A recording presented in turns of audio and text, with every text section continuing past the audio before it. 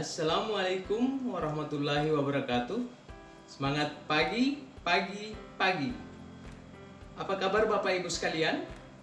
Semoga kita dipertemukan dalam keadaan sehat walafiat.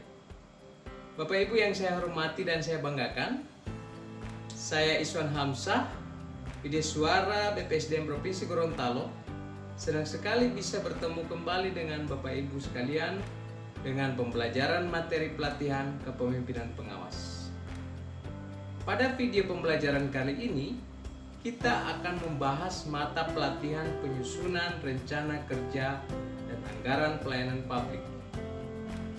Bapak Ibu peserta yang saya banggakan, seperti biasa, mengawali pembelajaran mata pelatihan, terlebih dahulu saya akan menjelaskan deskripsi singkat mata pelatihan, hasil belajar, serta indikator hasil belajar yang akan diperoleh peserta pada pembelajaran mata pelatihan ini.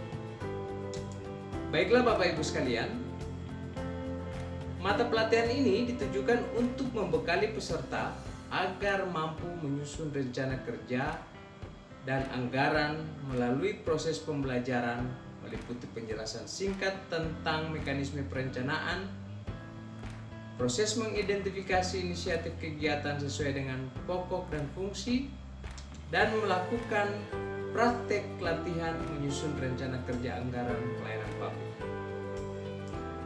Adapun hasil belajar setelah mengikuti materi ini yaitu peserta diharapkan mampu menyusun rencana kerja anggaran pelayanan publik. Dengan indikator hasil belajarnya adalah yang pertama, mampu menjelaskan mekanisme perencanaan pembangunan.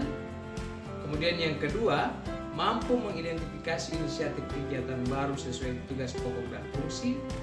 Dan yang ketiga adalah mampu menyusun RKA pelayanan publik. Untuk mencapai tujuan pembelajaran tersebut, maka materi mata pelatihan ini akan dibahas dalam beberapa sesi pembelajaran. Untuk sesi pertama ini, kita akan membahas materi pokok pertama yaitu perencanaan pembangunan nasional dengan topik bahasan kita yaitu pengertian perencanaan pembangunan dan unsur-unsur perencanaan. Nah, Bapak Ibu peserta yang saya banggakan, seperti kita ketahui bersama bahwa penyusunan RKA merupakan bagian dari perencanaan pembangunan.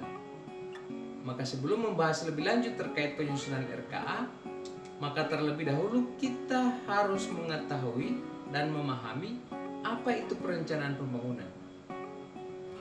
Ketika kita mendengar kata perencanaan, tentu kita tengah memikirkan suatu kata atau istilah yang memiliki makna atau pengertian tertentu. Menurut Undang-Undang Republik Indonesia Nomor 25 Tahun 2004 tentang Sistem Perencanaan Pembangunan Nasional, perencanaan diartikan sebagai suatu proses untuk menentukan tindakan masa depan yang tepat melalui urutan pilihan dengan memperhitungkan sumber daya yang tersedia. Kemudian apa yang dimaksud dengan pembangunan nasional?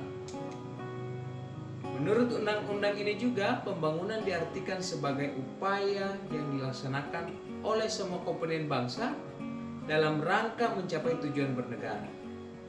Nah, berdasarkan kedua definisi tersebut, maka dapat disintesiskan bahwa sistem perencanaan pembangunan nasional adalah proses untuk menentukan tindakan masa depan yang tepat melalui urutan pilihan dengan memperhitungkan sumber daya yang tersedia, dilaksanakan oleh semua komponen bangsa dalam rangka mencapai tujuan bernegara. Jadi, hal-hal yang perlu diperhatikan dalam pelaksanaan perencanaan yaitu satu, masa depan atau waktu, yang kedua, urutannya atau prioritas, dan yang ketiga adalah sumber daya yang terbatas.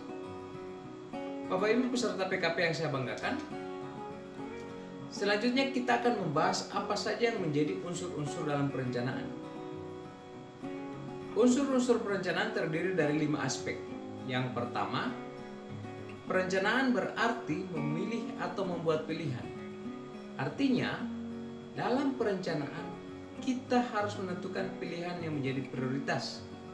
Karena tidak semua pilihan akan dapat diwujudkan sebab keterbatasan sumber daya. Dalam konteks ini, perencanaan diartikan memilih alternatif cara untuk mencapai tujuan yang telah ditetapkan. Unsur yang kedua dari perencanaan adalah pengalokasian sumber daya, yang berarti optimalisasi pemanfaatan sumber daya alam, manusia, dan anggaran, dan pengumpulan serta analisis data sumber daya yang tersedia. Unsur perencanaan yang ketiga adalah perencanaan berorientasi atau alat untuk mencapai tujuan, yang berarti tujuan harus jelas, baik dari sisi ekonomi, politik, sosial, ideologi, atau kombinasi dari semuanya.